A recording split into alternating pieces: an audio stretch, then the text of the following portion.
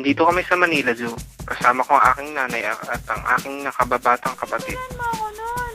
Sige, anak. Yay! May bubbles na ako. Bubbles.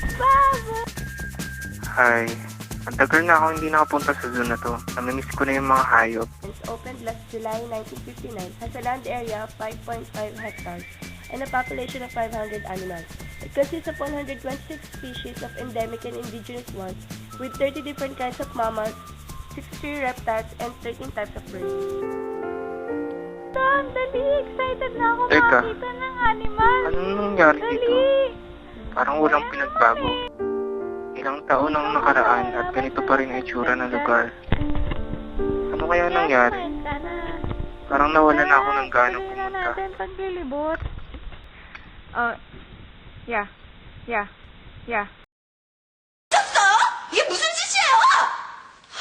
요게 누구야? 너 지난번에 고로케가 광탈비가 그 싸가지 아니야? According to the Philippine environmental situation, the Philippines has threatened forests and biodiversity. The Philippines also has the highest number of endemic species on per area basis and the highest number of endemic endangered species, which is threatened to extinction. I think they need to practice green architecture on designing their buildings.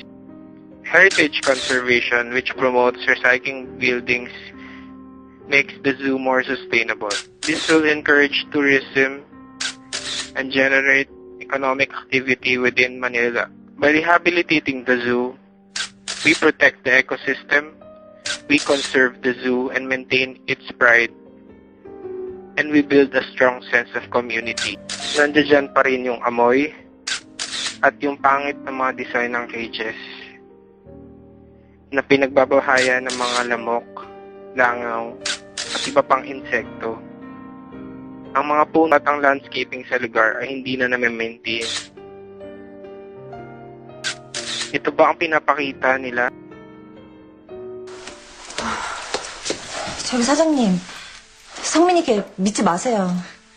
뭐? 희준 씨 방송 출연 어쩌고 하는 거 그거 다 믿기라고요. 그럴 마음도 없으면서 그냥 저 괴롭히려고 그러는 거예요. 널 괴롭히려고 일부러 그러더니 그게 무슨 소리야? 걔랑 저랑 고등학교 때부터 라이벌이라고 말씀드렸잖아요.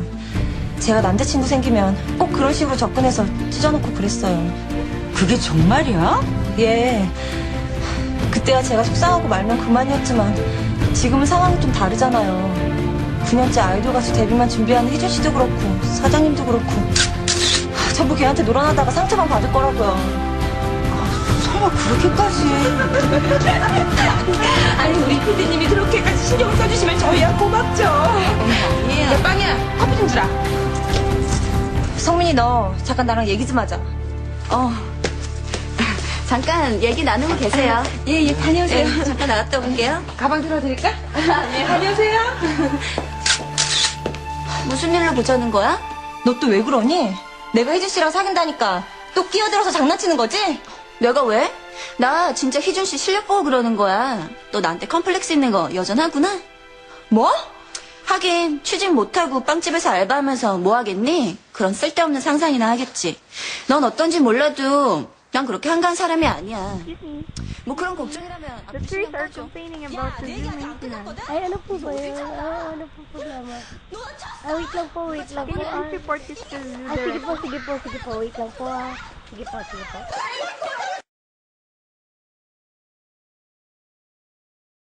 Rehabilitate this area, it will save existing structural elements, maintain cultural sustainability, preserve a sense of history, conserve heritage, and has more positive impact on the environment. And we will master plan the Quirino Avenue, a walkable district and pedestrian-oriented, including the zoo.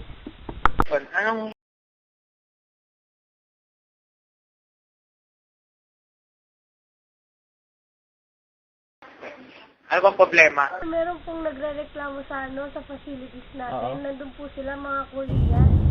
Kakausapin ka daw po about dun sa facilities ng zoo natin. Andun po, ayun. Sige, puntahan natin. Ma'am, andito na po si Zoo Director. Ano ba yung nirereklamo nitong mga turista? I'll tell the tourist. Okay. Sige po, sige po. Magandang hapon po. Ano po bang nangyayari dito? Nais po namin magreklamo Ay, sir. Kayo tungkol po sa ba inyong yung facilities. ano, Mukha kasing walang pinagbago. Sa facilities ng ano? Zoo Ano po bang namin? progress ng sinasabing Anong may tutulong ko sa inyo? development nitong Anong zoo? problema? Ito po ang zoo aim namin. Recreation, education, research, conservation. Nag-usap na kami ng architect na master plan na yung zoo. Di niyo po ba nakita yung sitwasyon ng mga hayop? Di ba kayo naawa sa kanilang kalagayan? Maraming salamat sa concern nyo. Sana ipagpatuloy nyo yung mga ganitong support sa amin. Project na pinapatok. Ito ang ilan sa mga proyekto na itinupad noong 50th anniversary ng Manila Zoo. Mga bagong CR para sa disabled. Ang paggamit sa mga trash bins at plant boxes na nakakalat sa buong zoo. Ang pag-i-install sa mga signages at handrails para sa seguridad.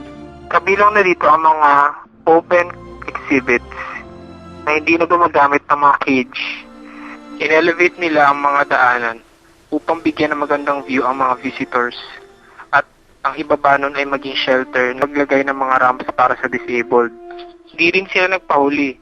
Ang reptile house ay gumamit na rin ng natural light and ventilation para sa mga display ng animals.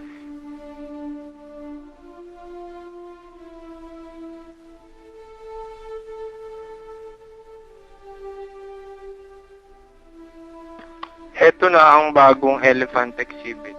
Ito pa lang ang unang sulyap sa sunod-sunod na mga proyekto sa Manila Zoo. Kayo, bilang arkitekto, ano pa ang magagawa niyo upang tumulong